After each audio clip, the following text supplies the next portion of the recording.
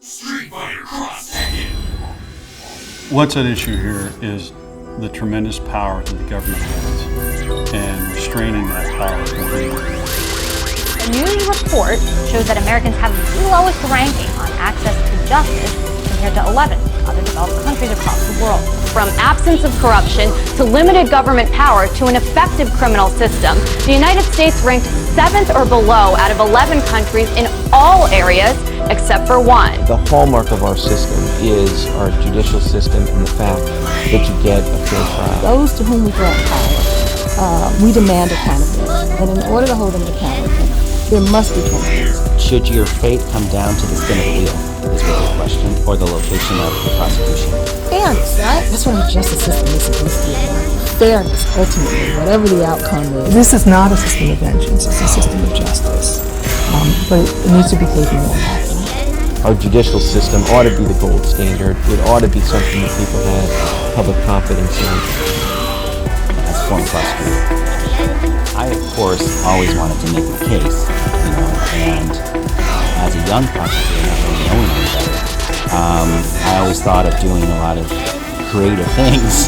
Federal prosecutors have available to them an armament of vague statutes such that they can prosecute absolutely anybody. They have enormous power and influence over what happens to defendants, not just in terms of whether they're convicted of crimes or not, but also in terms of whether they're punished. Decisions by prosecutors about what charges to bring, or how many to bring, or how many they're going to drop if a defendant pleads guilty, that's not done on the record. Prosecutors, particularly federal prosecutors, have a special ethical duty that applies only to them. It's not to win the case, it's to see that justice is done. You really have to take a step back. You know there's something behind the life sentence recommendation. This is heavy-handedness of the federal government because they have the money and the power and because they want to, and in this case, because they could. Why are they doing this? I mean, what's the need to do it? Other than, to me, the questionable tactic of trying to convey to a jury, like, this is really bad, and this guy's a really bad criminal. Look how many times he violated the law. Prosecuting them as if this was John Dillinger, who was, public enemy #1. Where's the supervision? Where's the discretion?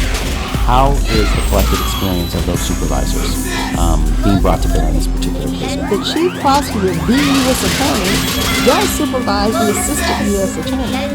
But who's supervising the U.S. attorney?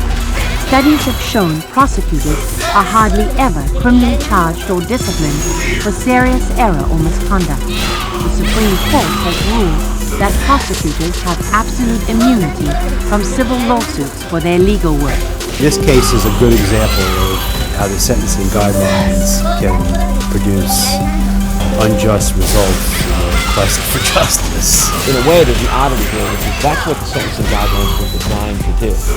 They were designed to avoid a world where your sentence was going to be dictated largely by which courtroom you walked into and which judge you had. It shouldn't make a difference whether you're a defendant in New York or a defendant in Iowa. You should get the same thing. It wasn't just Mr. Ravashkin, there's lots of people in that situation, and it's because of the guidelines and because of this tendency on the part of the department to overcharge. What's different about this?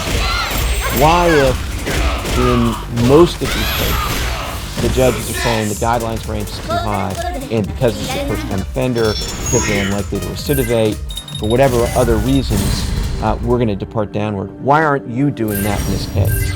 I want to also just touch on a letter that I sent you about Shalom Rabashkin. It appears both the sentence is incredibly excessive and the judge who levied the sentence engaged in inappropriate ex parte communication.